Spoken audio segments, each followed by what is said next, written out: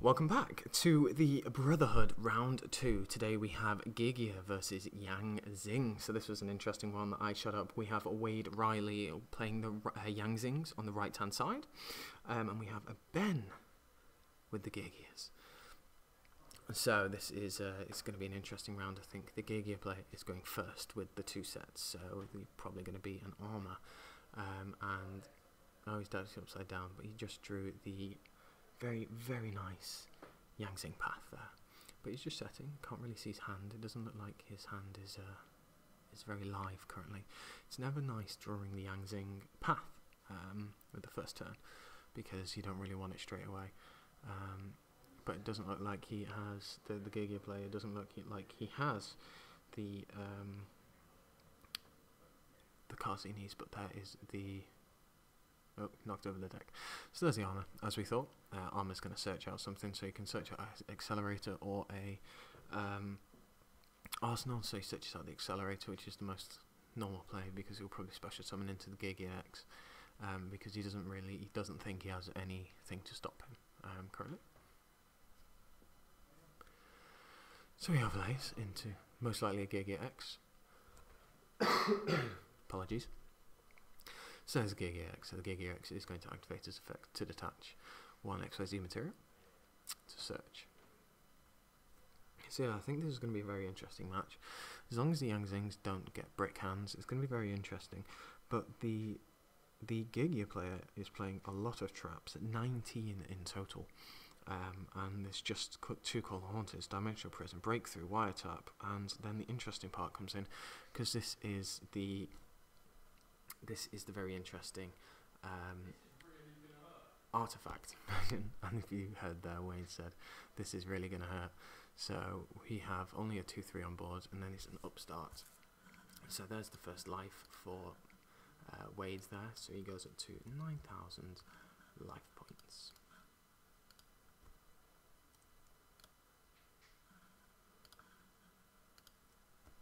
There we are. So he's overlaying again. And he's going to go into a Abyss Dweller. Now that's interesting, because they don't know what they're actually playing. So the Geargia is going to attack, and that is the Ice Hand. That is pretty good for the player there. So he will take 1,700 damage.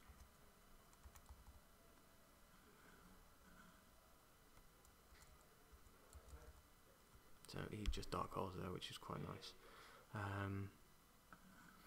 Yeah, there's not much that he can really do at this moment in time. He's just got to sit back and accept it. So he's going to set a back row and set one. And the Dark Hole obviously did hurt a little bit there, but it's not too much of an issue. So the Geargia player is on top at this moment in time. And he's going to tribute to Geargia on his effect. Well, he's going to activate it, special summon the accelerator from the grave. And he has the other accelerator. Wow, he opened very well there, if I must do say so myself. So the Ice Hand unfortunately didn't hit. That would have been pretty good. If the Ice Hand did hit, does he have any response? He's just going to read the Geargia X. And he Solemn Warnings it, so that is pretty useful. We didn't really think I'd see a Solemn Warning straight away. But alas, we do see one now. So it's a Pot of Duality with the Skill Drain is big there. The skill is tempting. Yeah, the Skill Drain is big, because Zings can really flourish under Skill Drain because of Bixie. And Bixie's one of the best ones in my opinion. I run the deck as well. Bixie just allows you to really hurt your opponent with the different the different effects that you have. So being able to bring out your big synchro plays that are unaffected by traps is just huge. And there we have the supply unit. The supply squad is pretty useful there. And he's going to set. So he has the Fire Hand there. That's quite interesting there. So he's going to bottomless the Fire Hand. And he's going to draw one. And obviously the Fire Hand's effect fizzles, because there's no monster to destroy, there's no legal target. So he still has a face down, but then he summons the 1/9. This one basically, when he synchro summons, when it's used for synchro summon, the monster gains 500 attack and defense, which does add up very, very nicely. It's also when he is destroyed by battle or card effect, you can special summon one of the Zing from your deck. So the summon is fine. He's going to attack. And he's going to take it. So he takes the 1/9 there, so it leaves him on 6/1.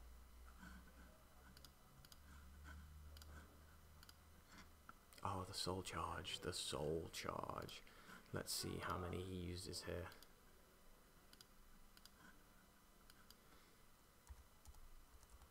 So that's 1,000, 2,000, 3,000. So he gives up 3,000 of his life there, leaving him on 3/1, which is pretty big.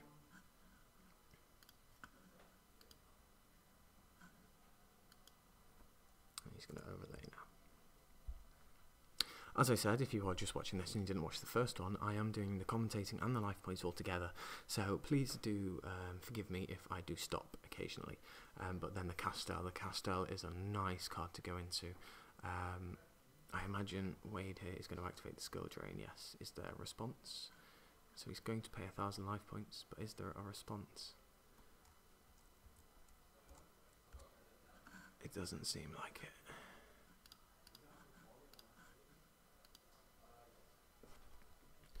So the Castel lives just there, just perched on its own, doing not that much because of skill drain.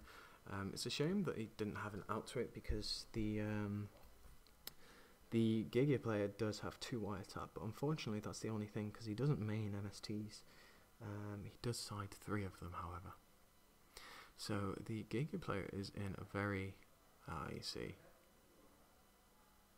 So he's suiciding here to be able to. So here we are. So he takes 100 life points, the Zing player, but that doesn't matter at all, because he's just going to completely go off now. This is a really useful thing with Zings, and a really interesting mechanic that I actually quite like. It's one of the things that kind of attracted me to the deck, as well as the fact that the synergy with, he's just choosing something else. The synergy with in your opponent's turn you can synchro, so the formula synchron effects is really, really nice, and something that I really enjoy playing with, because any kind of synchro based deck I really do enjoy, and if it's something new and different, it's definitely one for me. So yeah, so we have Barn here. So this is the Earth version, which basically makes a monster that's special summoned, synchro summoned by its effect. It can't be destroyed by battle. It has 1,600 attack, and it's level 3 Earth. So he's just explaining what it does.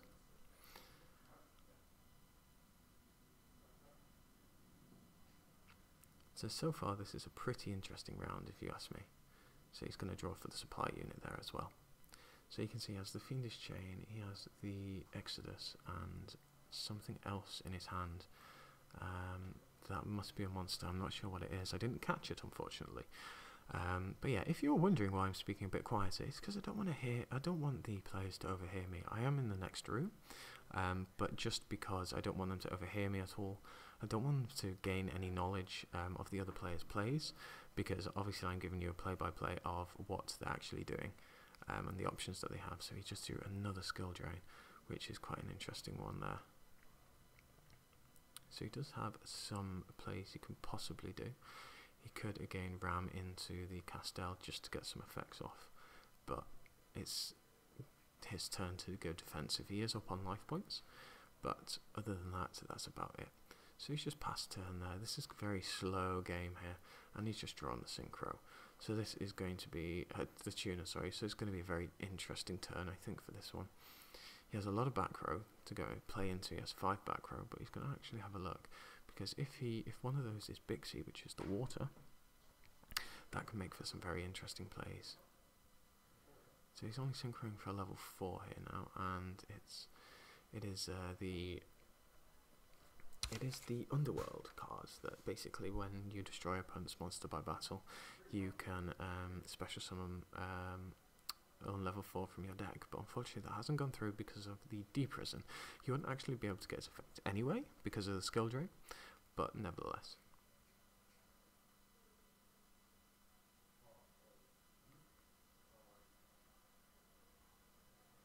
So the players are just talking. You can't hear the players, but I can.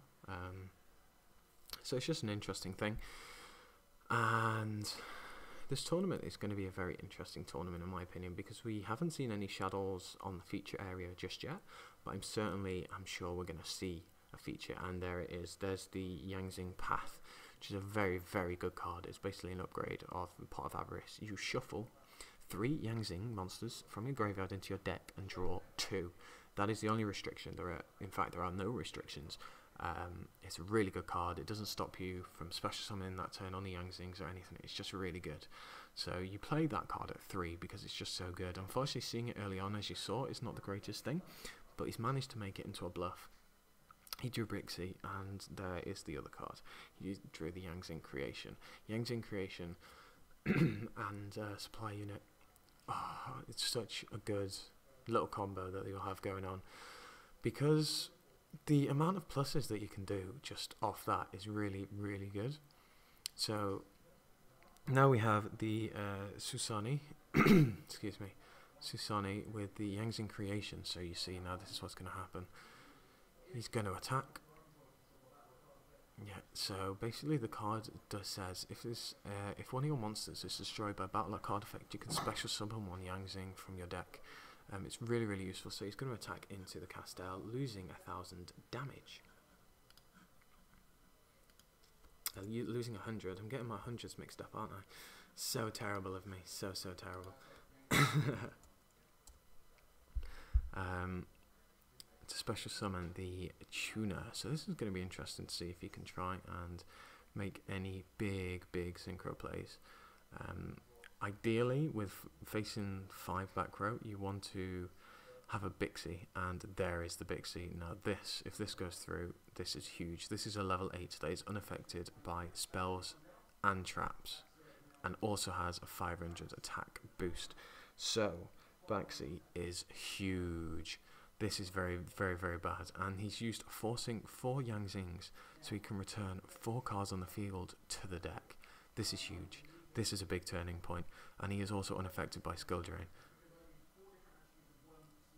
So this is huge. This is game changing, and he's chosen 4 back row. Very nice. So looking at the Geargia players' side cards, there's some interesting things there that can possibly go against it, but we shall see that later. I'm certainly sure I will talk after this round is finished on different side effects. So basically he's activating Baxi's effect, which is you can destroy 1 card you control to special summon 1 level 4 lower monster from your graveyard. So he special summons the Ice Hand, which is a very nice play if I do say so. So yeah, it's quite interesting to see how it actually runs. Bixie's currently on 2,800, which is very big. He also has 3,100 defense, which you normally bring him out in defense. So I'm not sure why he would have brought it out in attack, because it's possible that he could be stolen with 101. But a lot of people are running Castel now, as you can see on board, so it doesn't really matter as such. It's all down to player preference.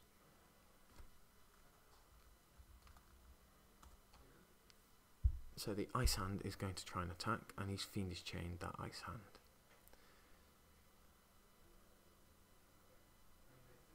So he's going into main phase 2 now, and he's using the effect to blow up his Ice Hand.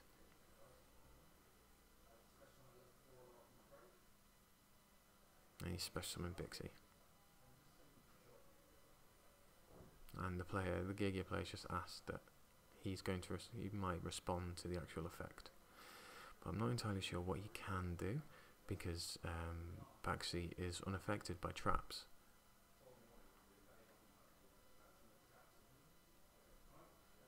So the effect goes through there, and summons Bixie, the level 2 water, which makes monsters unaffected by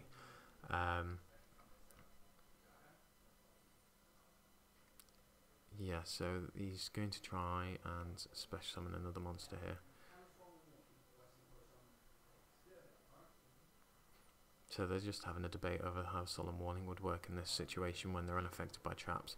Solemn Warning will work on the initial summon of the monster, but anything after that he is unaffected, unfortunately. The unaffected text is just so nice.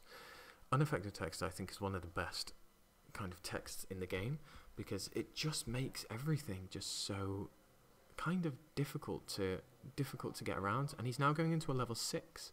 And level 6 is Geargia Guardian. Geargia Guardian now cannot be destroyed by battle. Well, I was going to say it can't be destroyed by battle and is unaffected by traps, but with that Solemn Warning there is not much he can really do. So the Geargia player is down to 1,100 life points, which is not a lot at all. And I feel that he is in trouble of getting run over. And yes, so the Turin there has to be banished once he activates his effect. So the Zing player is actually pulling this back quite nicely. It looked like the Geargia player was going to actually control the duel with 5 back row is very huge, and possibly 5 live back row. The different back rows that could have been is a Fiendish, a Trap Tricks, a Whole Nightmare, Artifact, Sanctum, but unfortunately it just didn't go through, and he has a Sanctum and a Fiendish Chain in hand. He still has some plays, and depending on what the other face downs are, he still has plays. So it's not over just yet. Unfortunately, if there's another so he's just scooped up there. So that is round 1. Game 1 to the Zing player. So as I just fix up the life points here, you will see a bit of discussion on the different cards that they could possibly side in. There are many side deck cards that can actually go against Zings, and it's one that I feel that people need to obviously pay attention to, because, you know, Zings are still a thing, and I think they're only just going to get better. So the Geargia player has DD Crow, which could be a very useful card. The Maxi and the sides are obviously very useful. Then he has the Shadow and Light Prisoner Mirrors. They're definitely interesting cards that you can use against him, but I'm not sure they would be as effective because of Bixie. Bixie makes you vulnerable to traps, as I said earlier. However, the next two cards are big, Macrocosmos and D-Fissure. Those cards will be instantly sided in, I feel, with the Geargia player, because it completely hurts Zings. If they don't have a graveyard, then they can't make a lot of plays. It kills the Zing path, and you play 3 of them, so already you've got 3 dead cards in your deck. And the other things like the supply squads can also get affected by this. So he also has 3 Mystical Space Typhoon, Deep Dark Trap Hole, and the Ally of Justice Cycle Reader. Cycle Reader isn't probably going to be that useful, because I would choose the DD Crow over the Cycle Reader. They only have 1 each, because although he does play some lights, you'll probably want to be able to actually choose what you want to properly choose with the whole graveyard. So having 2 DD Crow would have been useful, but he's only got the 1, unfortunately.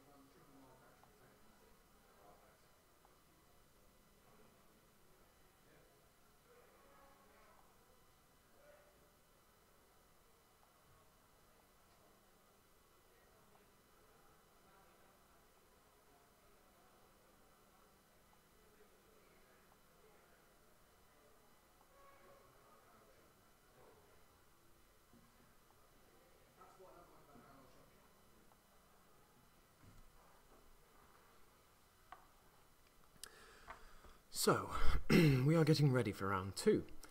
Just looking at the comments on the first video, people are saying I'm quite quiet. Unfortunately, I'd have to be a bit quiet because they are in the next room. But I am trying to speak a little bit louder for you guys. I'm just playing with the levels to see how much I can actually do. So the Geargia player is going to go first with the 4 back row set and passing his turn. So the Zing player, kind of everything changed when he summoned Baxi and returned 4. That was just huge, like seriously huge. So it's the summon of the 1/9 fire, and he's going to try and poke him for 1/9. I don't think that's probably going to go through. Yep, the deep prison, because you want to try and keep them out of the way. They're all floaters, and they're great floaters, but they're all a pain in the arse to deal with. So he summons the Exodus. The Exodus isn't going to help here at all. So he's got Bane there. Bane's going to trying to attack for 1/9. He's going to have a think about that. There are some interesting things that he could use against, but he's actually just going to take it. So that's 1/6 there to him, so he's on 6/6. 6/7, sorry.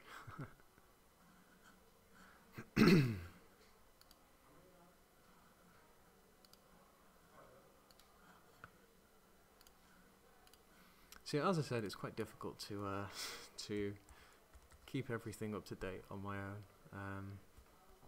but there isn't much you can do about that.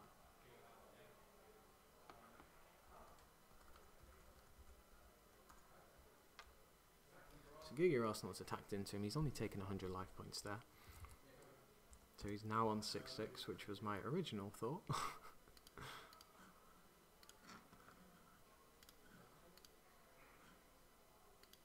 So he is going for possibly a Geargia X. It makes sense if you would. Yes, Geargia X to keep up the advantage that he has.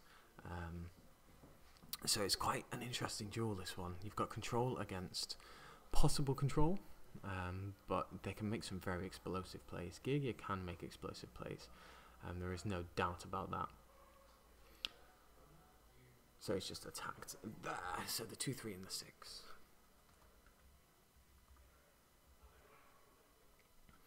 So the Zing player there loses 700 life points, so it brings him down to 7/3.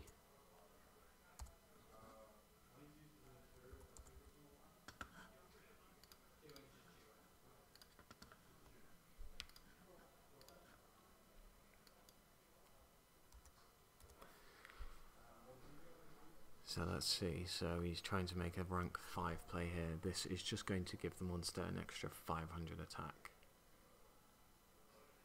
And he's gone for Caster, so Caster is an interesting one. Caster's now on 3/8.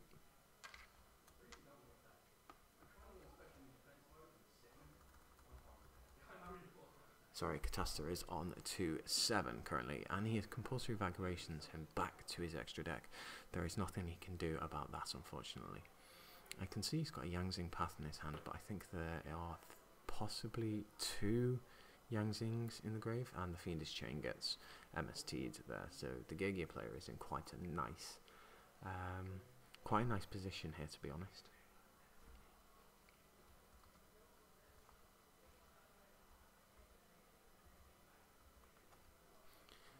So he's going to activate the effect there to target the Arsenal. Arsenal is going to be summoned.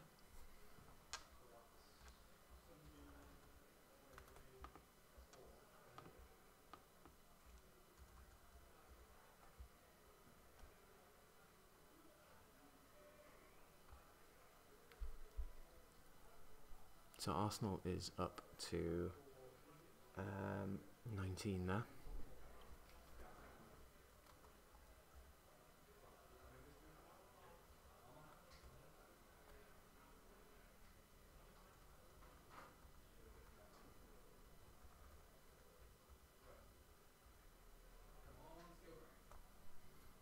So he did take some damage there. He took in total, and there's the Mataion. The Mataion is a pretty big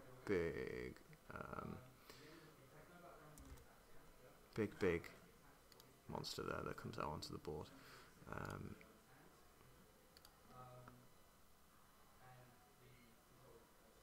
So he's just talking about the effects there.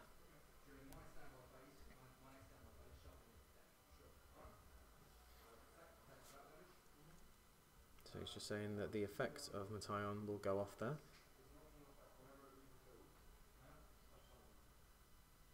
So he's just reading the Geargia, because they're just talking about the effect of how it will work.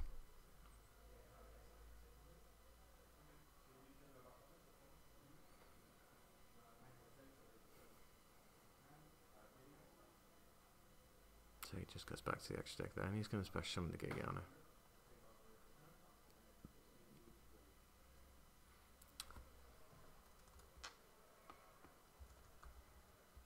And because, let's not forget, because 2 cards did go back, he does inflict 300 damage to his opponent.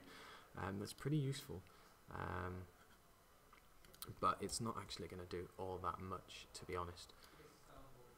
So it just puts him on 6,000 in total.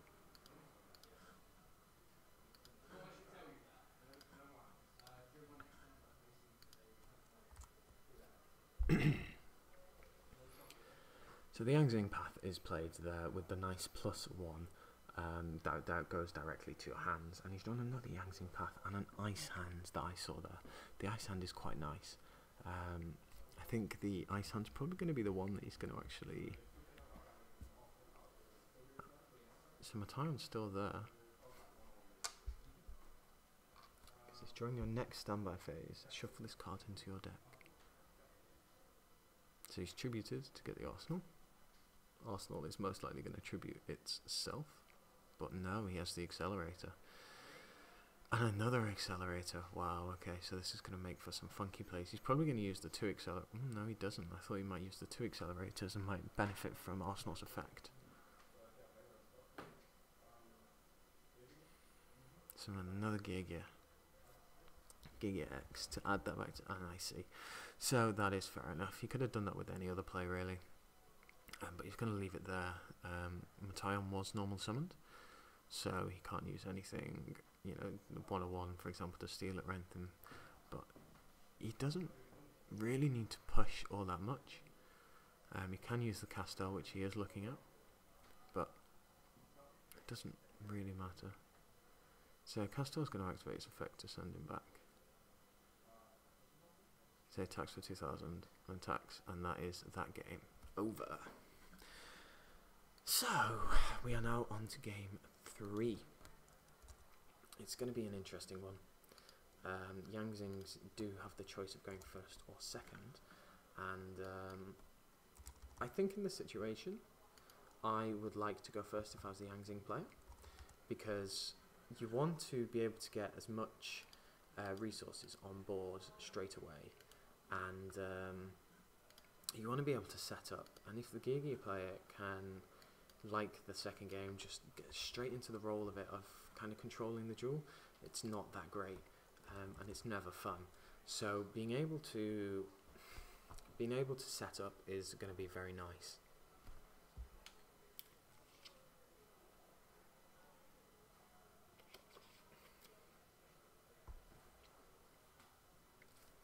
So we are at the round 2 of the Brotherhood event. This is the game 3, the feature match with Zings versus Geargia. Ben Riley is playing Geargia, and Wade Riley is also playing the Zings. So we are currently 28 minutes into the round. We have another 2 minutes before time, technically. And if you're unsure, the end of match procedures for this event are 5 rounds after the current turn. And then if there is no clear winner, it will unfortunately result in a draw. So the Geargia player is just shuffling up.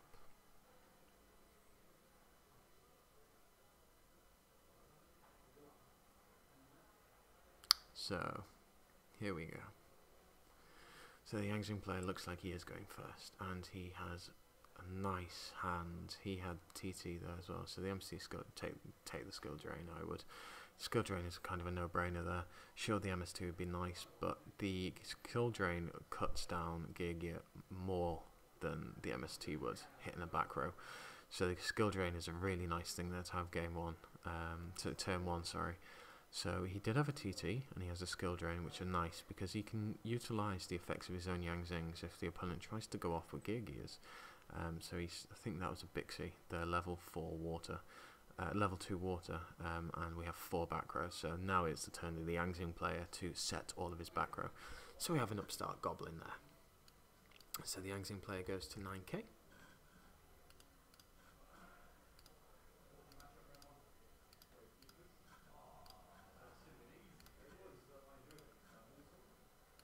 So we have the card D, which I'm sure he will let go through. Or he's thinking about something. He's thinking about the TT. Wow, that's interesting.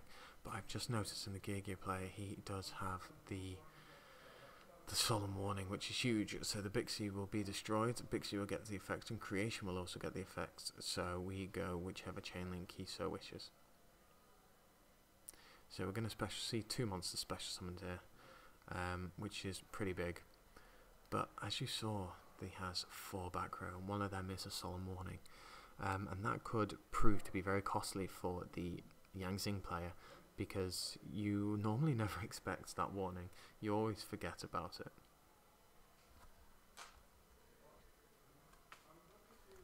So I'm pretty sure the Solemn Warning is going to show its face here.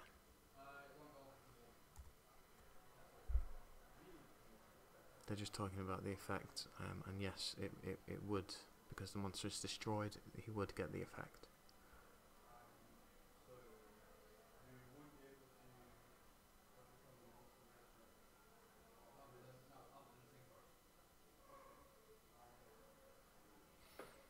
So they're still talking about the unsummon, because obviously the Geargia player does have the Solemn Warning. And he's let the summon go through. Now that is pretty interesting.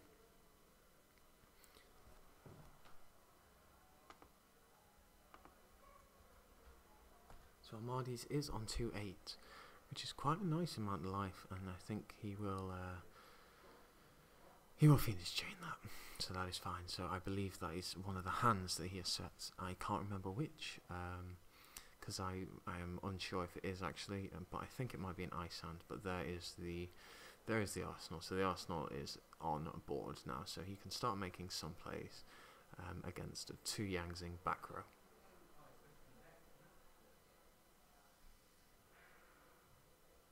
So he's just double checking some of the rulings. So he's letting it go through. See, now the Geargia player is thinking, like, if he can respond to that, what is he possibly going to do? So he's going to tribute it to summon, possibly the armor. The armor seems to be the interesting play, but he's gone for the accelerator. Now that isn't exactly a bad play.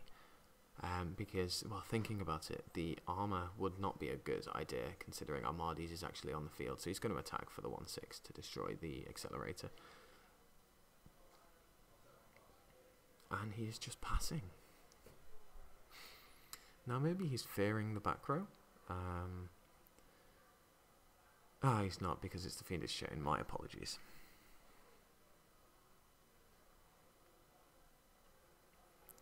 So we have a Book of Moon, I believe, and 2 Arsenal in his hand. So he's using the effect to tribute to special summon a Geargia from his deck.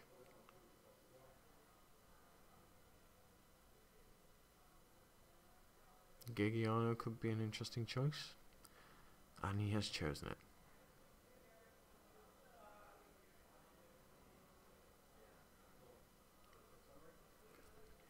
So he's going to target probably the accelerator there. So he's passed turn there as well. So the Geargia player is really on the back. And look at that for a draw. The Zing path. That is a great draw. That might actually turn the game around, because the Zing player is in control technically, but Geargia can pull many tricks out of their hat at any one point. Drew the Mation, and I didn't see what that other one was, but now we see it. It is another Bane. So Bane's going to attack there. So Bane's going to attack, and he's going to add the accelerator to his hand.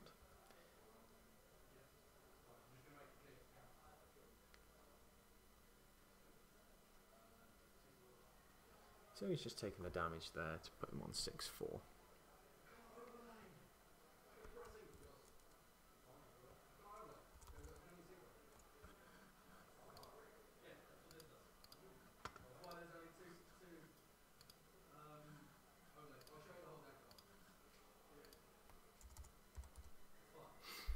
So as you may be wondering why he's just leaving the Banes there. You can't actually XZ summon because of Yang Creation's effect. You need to synchro summon, unfortunately, which is normally not an issue. But there's the skill drain. The skill drain has been activated, so the Yang player goes back down to the 8,000 life points that he started the duel with. Skill drain is just such a wrecking card. The card really does wreck face in this game. And there are so many effect-driven decks now with monster effects that it's quite difficult to get around it. So there was no wire tap, unfortunately. If there are any MSTs sided in, that might be useful. But oh, this could be interesting because he can make a lot of things. He can make a 9. He can make a 7. He could make so many things. So the 5, if he should use Armades here. So 5, a 6, a 7, 8, 9. He can make a 9. But he's only making that. That's an interesting play. I wonder why. I'm sure we're about to find out. So it can't be destroyed by battle, and there is a loop here that you can destroy a monster, but because he can't die, you can keep using his effect to special summon monsters. So he is going to try and attack into the armor, and he's going to get Buckamooned, which does lose the effect of Bane. So now he is just a normal vanilla.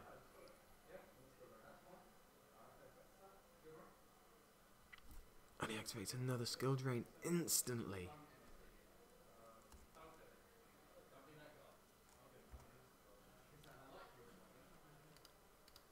That is pretty mean to activate the skill drain straight away.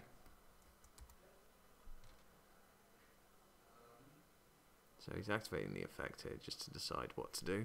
If he wants to special summon the...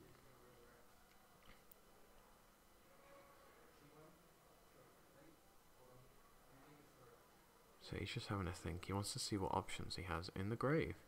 And also options in his extra deck, and as you can see, his extra deck is just full of those synchro cards. They are just getting so powerful with the Zing cards coming out.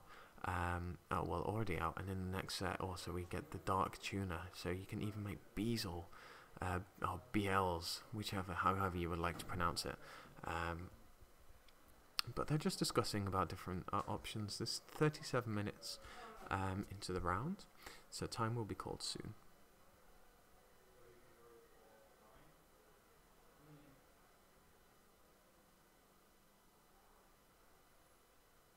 So he's just deciding that it's okay.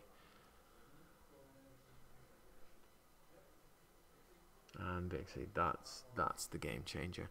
If you can successfully summon a monster with Bixie, it's probably going to be game over. So he has level 3, 6 and 9. So he can make... And there is time on the round called.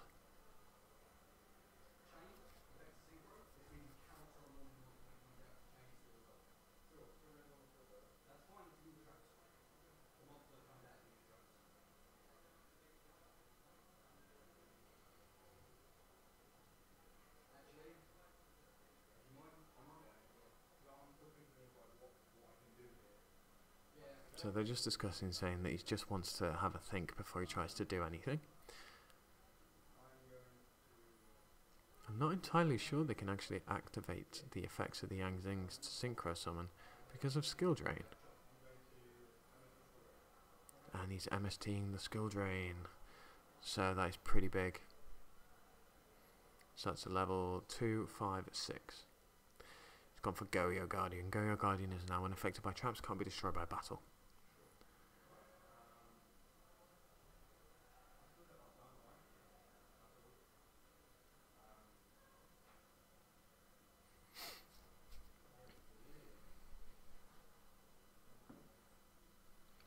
He's just thinking, because he's synchro summoned in his turn, which just makes it all the more painful.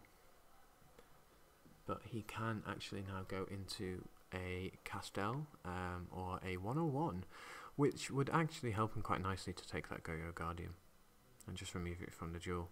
Seems like a pretty decent play. He does have he is facing one back row, But I don't know if he does actually have the wire tap or anything, but the 101 would be the play here that he would have to make, in my opinion.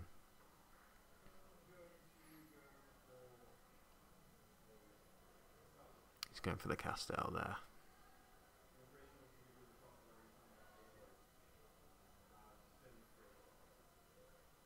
Oh, and there's the Fiendish Chain. That is huge. That is game-changing. And now it's the Yang Zing player, and this is surely all over.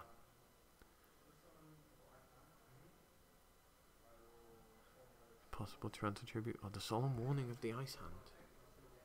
And he's still going to get the effect of Ice Hand. That is a major misplay. That is a major misplay there. And it's game over. This is game over. Unfortunately, he misplayed there. And there is not much you can really do about that.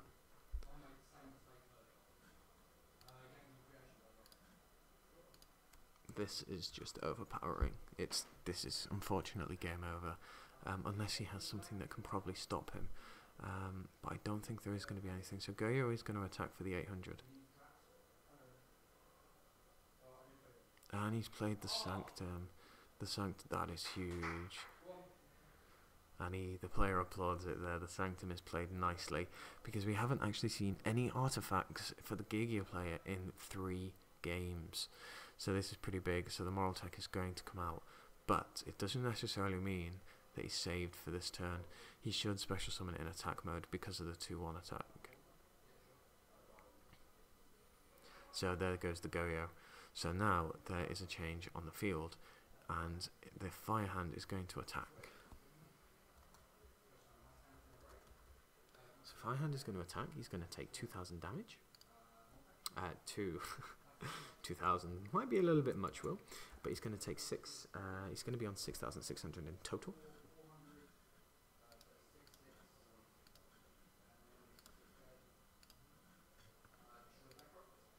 And the Ice Hand is going to destroy that back row, which is the Deep Dark Trap Hole, which unfortunately you can do nothing about. Fire Hand is going to attack. Fire Hand, he will take another 400.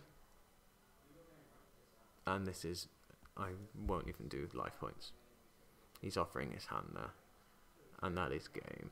So the Yang Zing player that takes game 3 to be the total of the round. So that was a very interesting game. And the game 1 was just owned by Baxi. Baxi just completely came out, returned 4 cards to the deck and just absolutely raped. And that's not much you can really do against something like that. Once the Yang Zings really get going with Bixie, especially Bixie, I think he's the best one with the unaffected by traps. He's just so good. So that is round 2. I hope you did enjoy it, and we'll be back shortly for round 3.